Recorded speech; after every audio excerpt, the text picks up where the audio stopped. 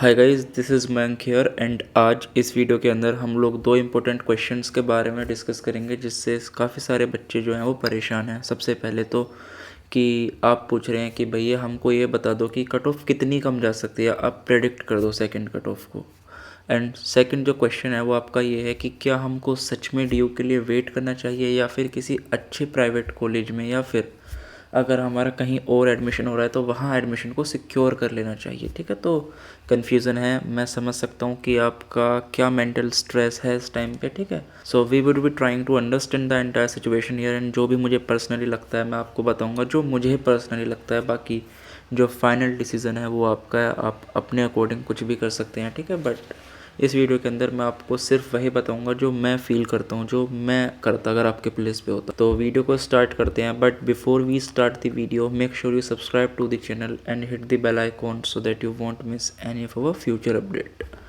अब guys, as you know that the second list, just a minute, the second cut off list is going to release on the 30 November. ठीक है, तो ये जो date है आप लोग देख सकते हैं कि जो सेकंड लिस्ट आएगी वो आएगी 30 नवंबर को। तो अगेन 2-3 दिन रह रहे हैं, आपके लिस्ट आ जाएगी। ठीक है, तो बहुत लंबा इंतज़ार आपको नहीं करना है। एंड अगेन मैं बोलूँगा जिसका सेकंड लिस्ट के अंदर भी नहीं आता है तो उनको थर्ड लिस्ट के लिए वेट करना चाहिए। थर्ड में नहीं आता है देन फोर्थ के लिए वेट कीजिए। आप वेट करते रहिए जब तक ड्यू लिस्ट निकालेगा। You should keep checking it. होता क्या है, बच्चे फर्स्ट सेकंड लिस्ट के बाद चेक ही नहीं करते एंड उनका क्लियर हो रहा होता है, तो ऐसा मत कीजिए, कीप चेकिंग इट। एक एडवाइस तो मेरी ये हो गई। एंड अगर हम लोग कट ऑफ को देखते हैं तो this is the cut off for the general category. ठीक है, तो फॉर द अनरिजर्व्ड कैटेगरी अगर मैं कट ऑफ की बात करूँ तो the cut off for this year was 234 which is a very high score. यार बहुत हाई स्कोर है 234 का, 234। अब जो हमारे स्टूडेंट हैं उनको मैं कैटेगरीज में बांट दूँ। एक कैटेगरी ये आएगी जो कि बहुत क्लोज हैं कट ऑफ के, आई मीन जो 230 प्लस हैं। ठीक है, एक बच्चे वो हो गए, एक बच्चे हो गए जो कि काफ़ी दूर हैं, 225 226 वाले बच्चे। ठीक है, तो अब हम लोग इन कैटेगरी में बच्चों को बांट रहे हैं। अब लोग देखो, जो फर्स्ट कैटेगरी है, आई मीन जिनके भी 230 प्लस हैं तो उनके पास होप है, they can have some hope. And जो 234 जो वेरी क्लोज है 233, तो उनके तो चांसेस हैं, आई मीन हो जाएगा उनका, उनको टेंशन नहीं लेनी। बट जो लोग थोड़ा भी दूर जा रहे हैं ना कट ऑफ से, भाई उनके लिए खतरा है। ठीक है, क्योंकि कट ऑफ यार इतनी कम नहीं होने वाली। इस बार कट ऑफ हाई थी तो हद से हद कितनी गिरेगी cut off. And cut off गिरती क्यों है, आप लोग ये समझो कि कट ऑफ क्यों गिरेगी, क्यों फैकल्टी सेकंड मेरिट लिस्ट निकाल लिया। बिकॉज हर कोई स्टूडेंट सक्सेसफुल नहीं हो पाता फर्स्ट मेरिट लिस्ट के अंदर एडमिशन लेने में। अब आप लोग ये सोचो प्रैक्टिकली कि जो लोगों का फर्स्ट मेरिट लिस्ट के अंदर नाम है वो लोग क्यों अपना एडमिशन छोड़ेंगे। ठीक है, तो अगर वो एडमिशन नहीं छोड़ते हैं देन सेकंड लिस्ट ही नहीं आने वाली। बट अगेन ऐसा नहीं होता, हर बार कुछ स्टूडेंट होते हैं जो कि एडमिशन नहीं लेते। अब वो कौन स्टूडेंट होते हैं, वो जिनका या तो BHU में नंबर आ जाता है एंड वो BHU को प्रीफर करते हैं क्योंकि उनके घर से ज़्यादा पास होता है वाराणसी, या फिर उनको दिल्ली में एक्सपेंसेस ज़्यादा महसूस होता है। तो कोई भी रीज़न हो सकता है, पर्सनल, फाइनेंशियल। तो इस वजह से वो लोग सोचते हैं कि यार BHU ठीक है, BHU को ले लो। या फिर कुछ लोग मुंबई से होते हैं, उस साइड से, महाराष्ट्र वाला, तो वो वहीं की कोई यूनिवर्सिटी होती है तो वो उसको प्रीफर कर लेते हैं। ठीक है, तो कोई फ़ीस पे नहीं कर पाता अनफॉर्चुनेटली, तो काफ़ी सारे बच्चे होते हैं जो सीट्स अपनी रिज़र्व नहीं कर पाते। तो उस केस में जब सीट्स वेकेंट हो जाती हैं तो फैकल्टी सेकंड कट ऑफ लगाती है। तो उस कट ऑफ के अंदर सिर्फ वही लोग आ सकते हैं जो कि 234 233 232 232 तक आप लोग मान लो। तो ठीक है, इतने बच्चे का मैं मानता हूँ अगर आपके 232 तक स्कोर है देन आपका हो जाना चाहिए। क्यों? क्योंकि यार इसके पीछे रीज़न है। क्योंकि आप लोग देखोगे कि देखो जैसे ये है 351 सिर्फ एक बंदे के स्कोर हैं इतने, 348 सिर्फ एक बंदे का स्कोर है, 346 सिर्फ एक बंदे का स्कोर है, 341 सिर्फ एक बंदे का स्कोर है। आप समझ रहे हो, इतने हाई स्कोर को हर कोई नहीं कर पाता। बट जैसे ही आप आ जाते हो एक जर्नल रेंज के साथ, 230 वाले रेंज के साथ, 10-15 बच्चे सेम स्कोर के साथ होते हैं। आप लोग समझ पा रहे हो कि 10 से 15 बच्चे एक ही स्कोर लेकर के आ गए, तो कैसे हो पाएगा अगर आपके 230 से कम है। तो it is very difficult for you to get admission into it. मैं डरा नहीं रहा हूँ, मैं सिर्फ फैक्ट बता रहा हूँ। बाकी आपकी किस्मत है, देखते हैं क्या होता है। Because no one can predict it, ये सिर्फ प्रिडिक्शन है। वास्तविकता क्या होगी ये तो जब ही पता चलेगा once the cutoff will be released. But हम लोग गैस कर पा रहे हैं कि यार गिरती गिरती कट ऑफ कितनी गिर जाएगी, तो सेकंड मेरिट लिस्ट के अंदर उनका हो सकता है जिनके 233 प्लस 233 तक स्कोर है, ठीक है। एंड जो फाइनल एडमिशन हो सकता है इस बार थर्ड या फिर फोर्थ कट ऑफ में रिजर्व से, तो वो 230 तक हो सकता है। तो जिनके 230 हैं they have some hope for the admission, but जो लोग 225 226 27 पे हैं तो भाई इस बार एडमिशन नहीं हो सकता। I am sorry for that, but it is very difficult to take admission this time.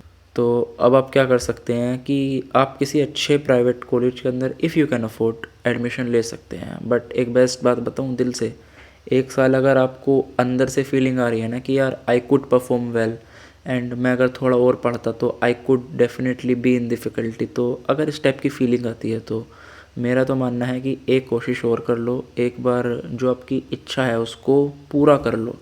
क्योंकि ना कई बार गिल्ट रह जाती है कि काश अगर मैं कर लेता तो I would be the part of difficulty. तो अगर आपको ऐसा लगता है then you should take second attempt, because you know what, काफ़ी सारे स्टूडेंट होते हैं जो कि सेकेंड अटैम्प्ट देते हैं and it's not a shame to tries for the second time. No no, it's not a shame at all. आप second बार ट्राई कर सकते हैं ना, आपको करना चाहिए। अगर आपका दिल बोलता है कि ट्राई करना है तो करना है, उसमें कोई शर्म की बात नहीं होती। एंड वैसे भी अब तो दिसंबर आ गया एंड जो एग्ज़ाम है वो मोस्ट प्रोबेबली जुलाई में हो जाएगा, तो आपके पास 5 से 6 महीने का टाइम है। प्रिपेयर इट, इस बार फोड़ दो, इस बार टॉप 10 के अंदर रैंक ले आओ। अगर आपके अंदर जो आग है एग्ज़ाम को क्लियर करने की तो भाई उसको जगा के रखो ना। आपके अंदर जो भी है, जो आपको बदला लेना है आप अपने आप से, सोसाइटी से, किसी से भी, तो उसको जला के रखो एंड फोड़ दो। इस बार हॉस्टल ले लो, सोचो कितना बेनिफिट होगा। मैं यही बोलूँगा कि अगर अंदर से आग है एंड गुस्सा आ रहा है अपने आप पे कि तुम अच्छा कर सकते थे बट नहीं कर पाए ड्यू टू सम रीजंस, तो भाई ट्राई मार लो। अगर तुमको ऐसा लगता है नहीं यार पहले ही इतनी एज हो गई, फैमिली प्रेशर है कि कुछ करो, फैमिली वाले दबाव बना रहे हैं, then in that case you can seek admission into some private colleges, ठीक है। बट अगर एज का उतना इशू नहीं है, फैमिली से इतना कोई प्रेशर नहीं है, तो you should attempt second time, ठीक है। तो ये बात रही। एंड जो बाकी की कैटेगरीज हैं मैं उनके लिए बोलना चाहूँगा, उनके लिए क्या पर्सपेक्टिव है। देखो, जो ओबीसी या फिर ईडब्ल्यूएस के बंदे हैं ना, उनके लिए काफ़ी चांसेस हैं कि कट ऑफ थोड़ी और कम जाएगी। क्यों? क्योंकि यहाँ पर सर्टिफिकेट की बात आ जाती है। काफ़ी सारे लोग ऐसे हैं जिनके पास स्टेट ओबीसी सर्टिफिकेट है, तो उनका एडमिशन मुश्किल है, ठीक है। तो क्योंकि ड्यू सेंटर मांगता है तो वो प्रोड्यूस नहीं कर पाएंगे, उनका एडमिशन नहीं हो पाएगा फर्स्ट लिस्ट में, या फिर हो गया तो आगे जाके दिक्कत आएंगी। तो आप समझ रहे हो, किसी के पास प्रीवियस फाइनेंशियल ईयर का होगा, इस वाले का नहीं होगा, तो काफ़ी सारे उनको दिक्कतें होंगी। कुछ लोग एडमिशन ही नहीं ले पाए होंगे, किसी को अंडरटेकिंग भी नहीं भरी। आप समझ रहे हो ना कि बहुत प्रॉब्लम होती है यार एडमिशन लेने में। इतनी मारा मारी हुई है ना इस बार एडमिशन में कि I can't tell you. In categories के अंदर ज़्यादा सीट्स खाली रहेंगे because I don't think most of the people would have seek admission successful in the category, because there are a lot of issues arising out of it, like somebody was not having the central certificate, somebody has filled the undertaking but the faculty has mailed them to ask again. A lot of issue arises and that's why some of the people could not complete their. The same logic goes with the EWS category, क्योंकि you know that current financial year का EWS होना चाहिए, but some of them are having a old EWS and definitely you can't get it renew in a very short span of time, तो वो लोग अपना final admission secure नहीं कर पाए होंगे। तो if you are in that category then you could have some hope कि यार हाँ, आप अगर 5-10 नंबर भी पीछे हैं then you have some hope, हो जाएगा आपका। तो ये वाला सीन है, तो आप इसको कंसिडर करना, ठीक है।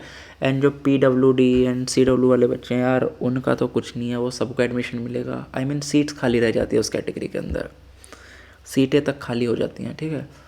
तो बस यही था इस वीडियो के अंदर। बाकी आपकी समझ है, आप बेटर अपने आप को जज कर सकते हैं कि आप कहाँ पे लाया करते हैं, whether you are ready for the second attempt और नॉट, ठीक है। सेकंड अटैम्प्ट तभी देना जब अंदर से आग हो कि हाँ भाई इस बार फोड़ना है, ठीक है।